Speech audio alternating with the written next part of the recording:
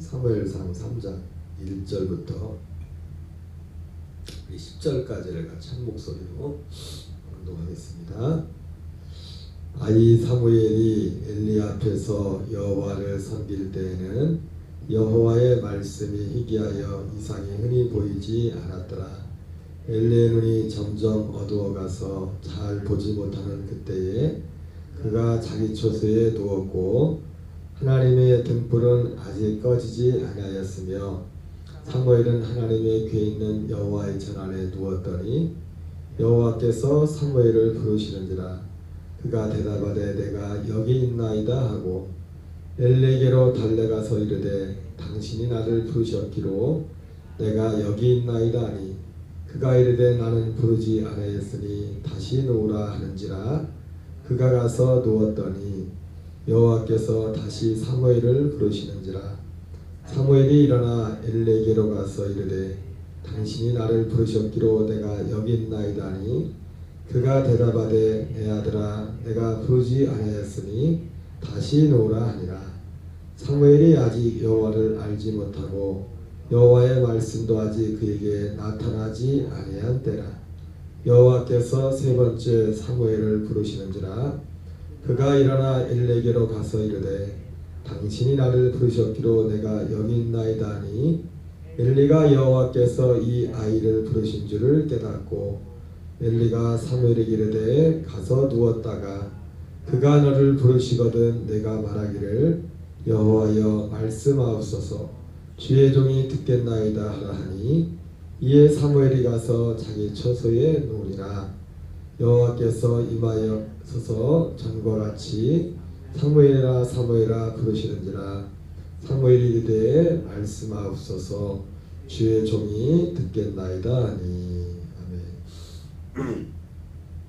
오늘은 사무엘상 3장 1절부터 10절까지 말씀을 통해서 실로의 오명이라는 제목으로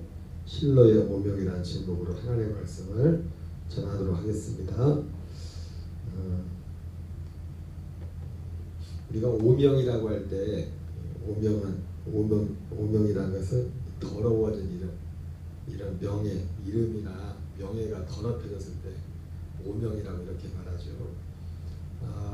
먼저 실로에 대해서 오늘 제목이 실로의 오명인데 실로라는 이름에 대해서 익숙하지 대부분 교인들이 많이 낯설은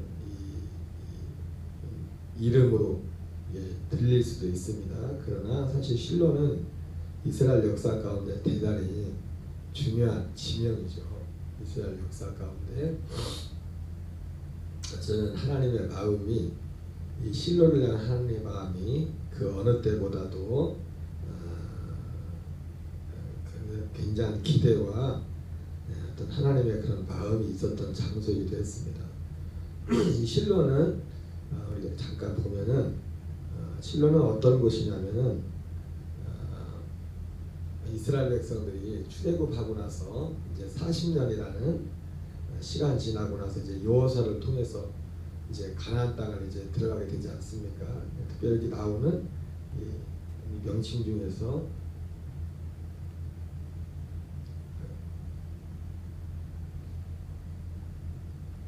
여기 이제 여기 보면은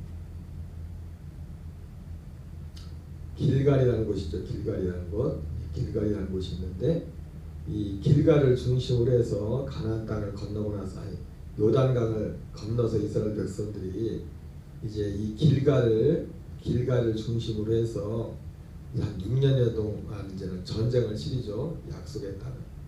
여러분 우리가 이걸 통해서도 좀 알게 되는 것이 하나님이 이스라엘 백성들이 약속의 땅을 주었지만 물론 그 방법은 사람의 방법이 아니라 하나님의 방법으로 싸웠죠. 전쟁이 있습니다. 우리가 구원도 갖고 구원을 이뤄가는 것도 그렇고 모든 면에 있어서 전쟁을 치러야 됩니다. 그래서 마태복음 11장에도 예수님이 세례요한의 때부터 천국은 침노를 당하나니 침노하는 자는 빼앗느니라 말씀했던 것처럼 보이지 않는 물론 그 전쟁은 우리 힘과 혈과 육으로 우리의 힘과 능력으로 싸우는 것이 아닙니다. 하나님의 지혜와 성령의 도우심으로. 마치 예수님이 여러분 보시죠. 마태복음 4장에서 누가복음 4장에서 마귀의 시험을 받을 때 마귀의 시험을 받는데도 뭐라고 그랬어요? 성령의 이끌림을 받아서 마귀의 시험을 받았다지 않습니까? 그러니까 마귀의 시험을 받는데도 그 시험을 이기는 것에 예수님조차도 성령의 인도하심을 성령의 이끌림을 통해서 인도하신 가운데 그 마귀의 시험을 이기는 것을 보게 됩니다. 그래서 이 길갈에서 이 길갈을 중심으로 여기 베이스 캠프입니다. 베이스 캠프 여기에 베이스 캠프를 치고서 뭐 북쪽으로 서쪽으로 이쪽 남쪽으로 이렇게 한 6년의 동안 전쟁을 치릅니다. 그리고 100% 모든 것들을 이제 다 점령하지 못했지만은 이제 땅이 12지파 땅의 분배를 바꿔서 이제 그들이 이 중심을 실로라는 곳에 보면은 실로가 있습니다. 길갈에서 바로 옆에 실로라는 곳에 이 실로가 왜 이렇게 중요하냐면은 이때부터 이제 드디어 이제 우리가 성경에 나오는 사사 시대가 시작이 됩니다. 사사 시대가 그래서 사사들이 통치하는 그런 시대가 시작되는데 여기 실로에 하나님의 성소가 여기에 이제 위치하게 됩니다. 그 광야를 지나올 때 그 시기를 치면 성막이죠, 성막. 근데 그 성막 같은 경우는 물론 뭐 성막하고 별 다를 것이 없지만은 이 실로에 있는 성소라고 하죠. 성소와 성막의 차이는 뭐냐면 또 성전하고 다릅니다. 성전은 또 나중에 이제는 어떤 우리가 일반의 건물을 짓는 것인데 성소 같은 경우는 그래도 성막과 다른 게 뭐냐면 성막은 40년 광야를 이렇게 지나오면서 한 40번 이상을 옮깁니다. 계속 이동을 한다고.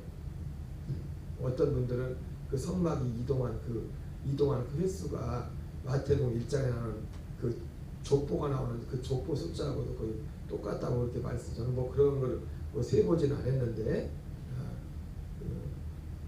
그렇게 말씀하시는 분들도 있는데 그건 뭐 제가 확인해 봐야겠습니다. 그런데 이 실로가 있는 이 성소 같은 경우는 여기 그림이 나오는 것처럼 말 그대로 성막이에요. 성막인데 여기는 거의 이 나중에 보면은 이제 사무엘상에서 블레셋과 이스라엘이 전쟁을 하는데 그 전쟁에서 이제는 어떤 일이 일어납니까? 이제 특히 에베네셀 전투에서 전쟁을 하는데 이스라엘이 생각하기를 법궤를 가지고 나가자. 법궤를 가지고 나가면 우리가 이길 수 있을 것이다. 뭐 그런 기대만을 가지고 법궤를 가지고 갔다가 어떻게 보면 법궤가 어떤 미신적인 그런 요소였죠. 미신적인 어떤 그들의 내용 하나님을 향한 믿음을 다 버렸음에도 불구하고 오늘 사실은 그 전쟁 에베네셀 전쟁 같은 경우 오늘 읽은 이 본문의 말씀과도 사실은 직접적인 어떤 많은 관련성이 있습니다. 왜냐하면 이 당시에 어떤 영적인 이스라엘의 영적인 믿음의 상태가 그런 상태이기 때문에 우리가 예수 그리스도의 이름에 능력이 있지만 그러나 예수 그리스도의 이름을 사실은 아무나 사용하는 게 아닙니다. 사도행전에 사도 바울이 선교여행을 다니면서 귀신을 쫓고 능력을 행하니까 어떤 사람들이 그 제사장 중에 이방인 제사장 중에 스기야의 7 아들들이 그 흉내를 내지 않습니까? 예수 이름으로 이제는 자기들도 이제 귀신을 내쳐보니까 귀신이 뭐라 그러니까 야 내가 바울도 알고 예수도 아는데 니들은 뭐냐 그러면서 뒤집어 씌어가지고 그 귀신을 쫓아내나 걔한테 귀신이 씌어가지고 막 난리 브루스를 치는 그런 일들이 일어납니다. 이스라엘 백성들도 껍데기밖에 남지 않았는데 그 법궤만 가지고 하면 전쟁에 이길 줄 알고 가지고 나갔다가 그래서 사실은 그 블레셋 사람들도 보면은 이스라엘과 전쟁하는데 맨 앞에 난리가 나졌으니까 블레셋 사람들도 야 쟤들이 법궤를 가지고 나왔다고. 왜냐면 그들이 그 소문이 법궤를 가지고 하는 것마다 과거에 하나님이 막 함께 하셨거든요. 요단강을 건널 때도 법궤를 왜 앞에 내세우고 법궤는 물론 예수 그리스도를 의미합니다. 그리스도 우리에게는 그리스도를 말씀하는 건데, 근데 그래가지고 막 이 사람들이 막 난리가 나서, 블레셋 사람들은 난리가 나서 벌벌벌 떨고 있는데, 근데 블레셋 사람들이 어떤 누가 어떤 군인인지 누군지 모르겠지만 그들의 격려하기, 야 어차피 죽기 살기다 해가지고 그렇게 이제 법궤라는 존재가, 그 법궤라는 그것이 이 이스라엘 편에서 그렇고 대대적인 블레셋 편에서 그렇고 두려움의 대상이고 어떻게 보면 믿음의 대상이지만 그게 양쪽에 다 깨졌어요. 두려워하던 블레셋 입장에서는 별거 아니네. 그걸 기대를 가졌던 이스라엘 사람들에게는 결과적으로 전쟁에서 패하고 그 법궤를 빼앗기죠. 하나님이 힘이 없어서가 아니라 그 법궤를 앞장세우는 사람이 문제, 사람, 그 이스라엘 백성들.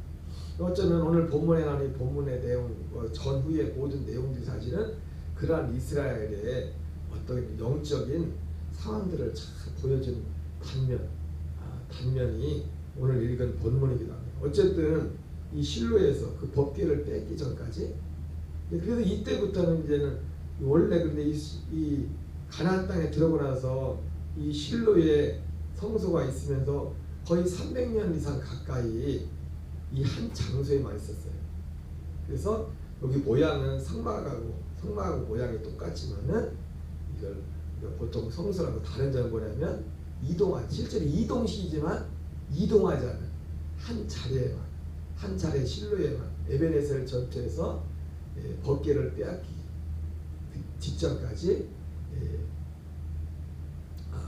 이 실로에 300년 동안. 그래서 이 실로는 이스라엘 역사 가운데서 특히 사사기 역사 거의 300년 가까이 이스라엘의 영적인 정치적인 모든 것의 중심지가 실로였어요. 우리가 잘 아는 예루살렘 이상, 예루살렘은 그 이후에 다윗이 이제 수도로 정했던 곳이지만, 그리고 거기에 이제 성전을 짓게 되지만은 실로는 그 전까지 300년 가까이 이스라엘의 영적으로, 종교적으로, 정치적인 어떤 중심지가 실로였습니다.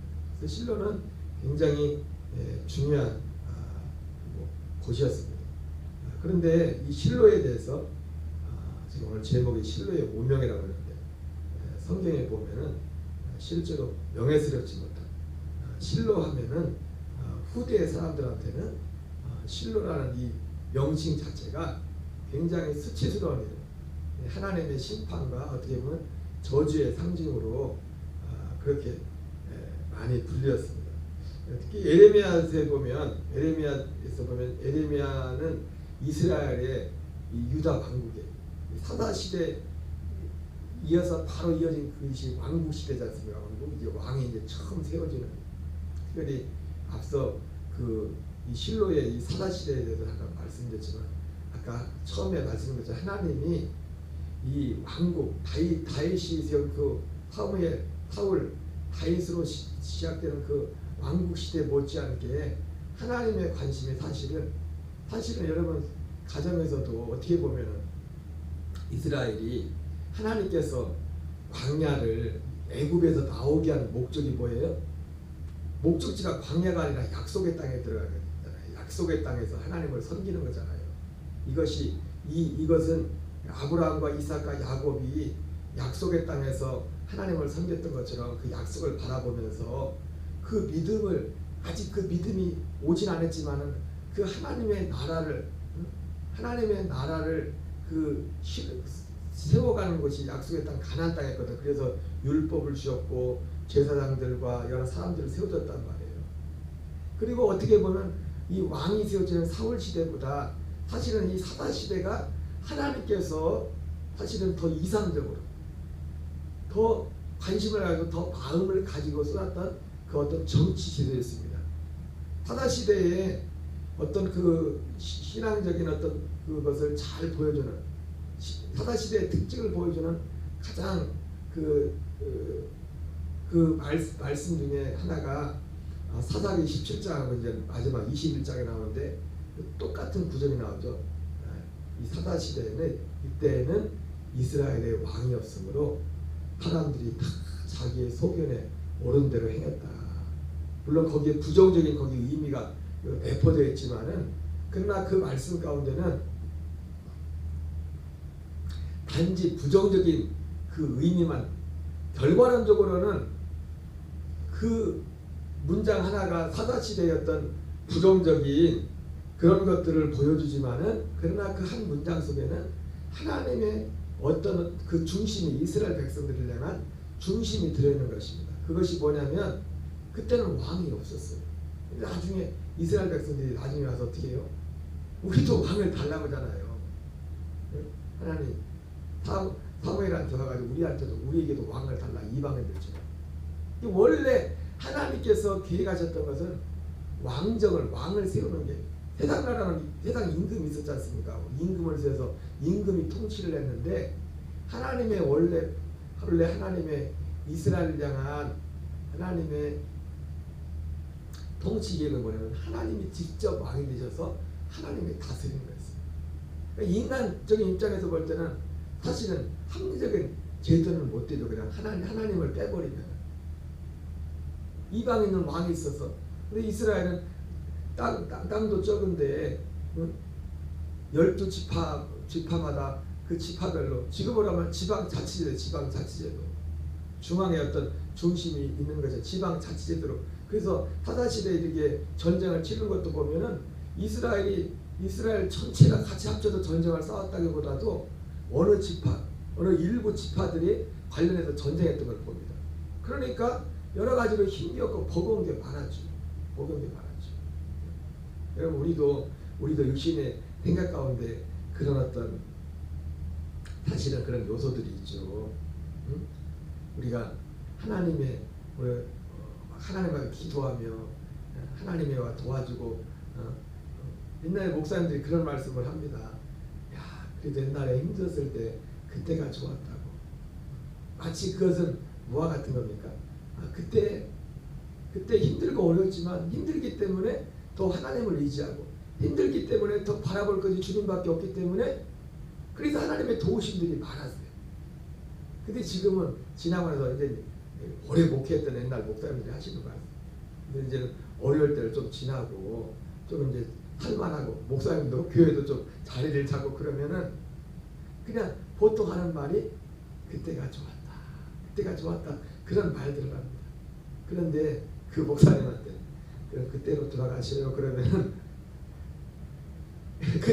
그때로 돌아가고 싶은 마음이 있을까요? 육신의 생각으로 우리의 육신은 그걸 원치 않아요. 분명히 그 순간과 그때 어렵고 힘들었지만 하나님을 의지함으로 하나님께서 진짜 이기게 하시고 먹이고 입히시고 하나님이 하셨음에도 불구하고 우리 육신은 또 그때로 돌아가고 싶지 않아요.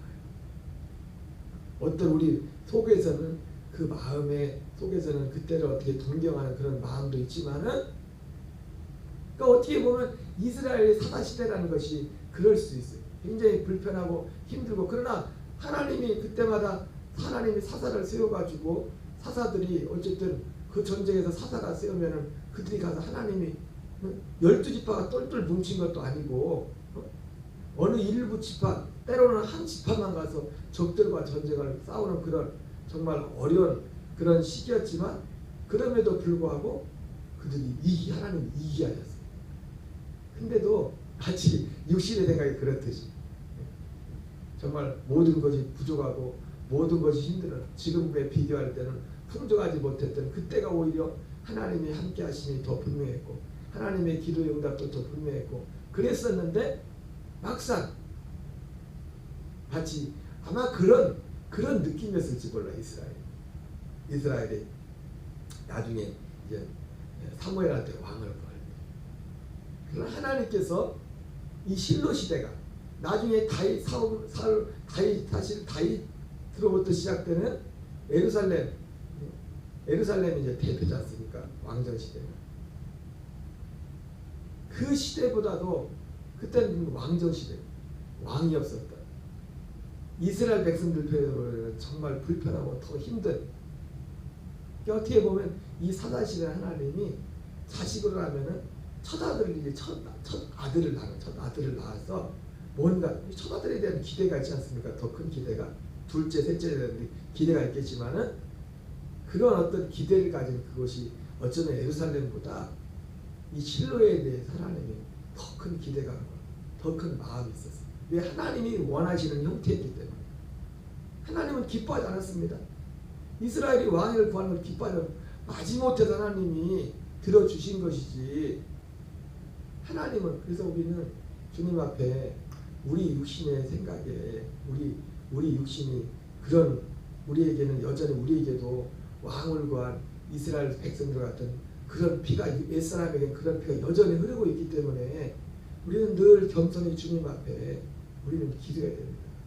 우리가 그런 아직도 옛사람에게 그런 요소가 있기 때문에 하나님 앞에 주님 우리에게는 여전히 우리가 하나님의 아들로 거듭났다 할지라도 그런 요소가 있기 때문에 우리 스스로도 항상 내게 그런 요소가 있으면 항상 잊지 않고 주님 앞에 무릎을 꿇고 겸손히 주님을 의지하는 그런 자세가 필요하고 또 주님 앞에서 주님이 그런 우리를 온전히 주님이 모든 것들을 온전히 통치하셔서 우리가 하나님을 바라보고 주님을 의지하면 그 안에 사는 그 믿음의 그런 자세를 잃어버리지 않도록 우리가 하나님 앞에 기도해야 되는 것입니다. 어쨌든 그럼에도 불구하고 그러한 실로였는데 실로라는 곳이 그런 곳이었는데 실로는 후대에 두고 실로란 이름하면은 명예로운 그 장소라기보다 수치스러운 그런 장소로 떠올리는 그런 장소가 되었어요. 특별히 에레미야에서 보면 에레미야는 그 이후에 왕국 시대가 멸망하는 바벨론 포로로 끌려가기 전에 마지막 선자 중에 한 사람이 에레미야 아닙니까? 그 에레미야가 그 마지막 시대에 예루살렘의 심판을 예루살렘의 멸망을 예고하면서 언급했던 것이 바로 그 실로를 언급하는 겁니다. 실로. 물론 어떤 면에서 보면 그 이전에는 이스라엘이라는 나라 자체가 없었죠. 그래서 그랬을지 모르겠지만 실로가 두고두고 하나님께서 하나님 편에서 볼 때 이방인이기도 했지만 하나님 편에서 볼 때 정말 하나님의 이름을 불명예스럽게 했던 하나님의 이름의 명예를 실추시켰던 그런 대명사로 실로가 불려졌던 것을 보게 됩니다. 에레미야 7장 14절 15절을 같이 읽겠습니다. 시작. 그러므로 내가 실로에 행한 같이 너희가 신뢰하는 바 내 이름으로 일컬음을 받는 이 집 곧 너희와 너희 조상들에게 준 이곳에 행하겠고 내가 너희 모든 형제 곧 에브라임 온 자손을 내 앞에서 너희를 쫓아내리라 하셨다 할지니라. 하나님이 이 에레미야를 통해서 사실은 이 에레미야 시대에 그러니까 에레미야 시대에 이 시대의 어떤 영적인 신앙적인 상태나 그 벌써 몇백 년 전이죠. 이 실로 시대는 그 시대에 그 실로의 이제 성소가 다 파괴되고 그런 새로운 시대로 넘어가는 그런 시점에 그 영적인 상황이 거의 비슷했던 것을 보게 됩니다. 그러면서 이제 곧 하나님이 그 왕국 시대 말기에 왕국 시대에 이제 문을 닫을 것을 이제 바벨론을 포로로 끌려간 그것을 에레미야를 통해서 말씀하면서 하나님이 실로에게 행한 것처럼 그렇게 행하겠다고 그렇게 말씀하는 겁니다. 내가 실로에 행한 같이 너희가 신뢰하는 바 내 이름으로 일컬음을 받는 이 집 곧 너희와 너희 조상들에게 준 이곳에 행하겠고 내가 너희 모든 형제 곧 에브라임 온 자손을 쫓아낸 것 같이 내 앞에서 너희를 쫓아내리라 하셨다 할지니라. 26장에서도 똑같은 말씀을 합니다. 같이 읽겠습니다. 너는 그들에게 이와 같이 이르라. 여호와의 말씀에 너희가 나를 순종하지 아니하며 내가 너희 앞에 둔 내 율법을 행하지 아니하며 내가 너에게 나의 종 선지자들을 꾸준히 보내 그들의 말을 순종하라고 하였으나 너희는 순종하지 아니하느니라. 내가 이 성전을 실로같이 되게 하고 이 성을 세계 모든 민족의 저주거리가 되게 하리라 하셨느니라. 그죠? 여기서도 이 예루살렘의 멸망을 예언하면서 거듭해서 하나님이 이 언급했던 것이 실로같이 아닙니다. 실로같이 이 성전 실로의 성소를 파괴했던 거죠. 법궤를 빼앗기고 그 성소 불타고 그랬던 것처럼 이 성전이 실로같이 되게 하겠다 이렇게 말씀하고 있습니다. 오늘 여기까지만 하겠어요. 여러분 오늘 개관적인 앞에 어떤 배경 설명만 말씀을 드렸는데 다음 내일 이어서 왜 실로에게 이런 일이 일어났는지 거기 중심에 어떤 일이 일어났는지 그리고 이 실로에 일어났던 이 일들이 얼마든지 지금도 그런 일이 일어날 수 있고 그리고 지금 우리에게 있어서 또 무엇과 관련되어 있는지 내일 이어서 살펴보도록 하겠습니다. 하나님은 실로에 하나님의 큰 기대를 가지고 하나님의 모든 것이 있었지만 얼마든지 하나님의 그 약속 하나님의 뜻 가운데 부르심을 사람들조차도 백성들조차도 얼마든지 실로와 같이 될 수 있고 얼마든지 예루살렘 같이 될 수 있습니다. 우리에게는 항상 우리가 어제도 뭐 그런 말씀을 잠깐 드렸지만 우리에게 과거 어느 때 어느 순간에 우리에게 지금 또 현재도 그렇고 어떤 은혜와 어떤 하나님의 그 인도하신 가운데 있다고 할지라도 우리에게는 우리가 정말로 스스로 조심하지 않고 우리가 하나님 앞에 마지막까지 집중하지 않으면 우리도 얼마든지 신라와 같이 파괴되었던 예루살렘 성전과 같이 그런 어떤 결말들이 나올 수 있습니다. 문제는 뭡니까? 그런 상태에 있으면서도 그런 상태를 인지하지 못할 수 있는 그런 상황들이 사실은 이 실로와 그 특징이 있었어요. 그렇게 실로도 그렇고 예루살렘도 그렇고 사실은 어떤 면에서 보면 하나님은 이미 예루살렘에서 떠났는데 영적인 상태로 하나님은 이미 실로에서 떠난 같은 그런 상태에 있었는데 정작 그 본인들만 알지 못했어요. 마치 삼손이 머리를 잘라가지고 적들이 와가지고 그 삼손을 어떻게 했습니까? 삼손을 이제 잡으려고 하니까 삼손이 이것들이 하려고 하는데 힘이 안 나오는 거예요. 그때 그 말씀에 그 무수한 말씀이 나오지 않습니까? 하나님이 삼손이 하나님이 자기가 떠난 것을 알지 못했다. 삼손이 비결이 머리를 기르려고 했는데 그 머리를 뽑혔잖아요. 그걸 인식을 보다. 우리는 그런 비리의 자리까지 가서는 안 됩니다. 얼마든지 그런 일들이 이 복음의 시대에도 이 은혜의 시대에도 얼마든지 그런 일들은 똑같이 일어날 수 있습니다. 사는 방법이 그리스도 안에서 실제 사는 안에는 이런 그런 시대적인 어떤 그것이 다 다른 것이지 이런 믿음의 길은 얼마든지 그러니까 사도 바울도 뭐라 합니까? 고린도전서에서 구약을 들잖아요. 구약. 신약 시대의 구약을 들면서 너희는 이렇게 되지 않도록 조심하라. 너희는 이렇게 되지 않도록 조심하라. 우리의 믿음에 있어서 살아가는 방법은 이제 율법이 아니라 생명의 복을 살아가는 시대가 되었지만 그러나 하나님을 향하는 믿음을 향하는 중심은 똑같은 겁니다. 중심이 그렇게 중요한 거죠. 우리의 중심이 어떻게 하고 있는가 그것은 구약 시대나 오순절 후에 신약 이 시대나 그 중심은 여전히 동일한 것입니다. 그 중심은 어떤 중심을 가지고 사는 오늘 이 한날도 오늘 이 믿음 안에서 간절함으로 하루하루 주님 앞에 우리의 너는 일어서라 그렇지 일어서라 일어선다는 게 뭡니까? 우리 자세를 봐 자세가 중요한 겁니다. 방법도 중요하지만 방법 이전에 중요한 게 뭐냐면 우리가 하나님을 향한 마음의 자세 그 믿음의 중심이 중요한 겁니다.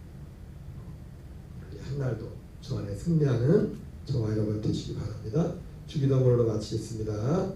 하늘에 계신 우리 아버지요 이름이 거룩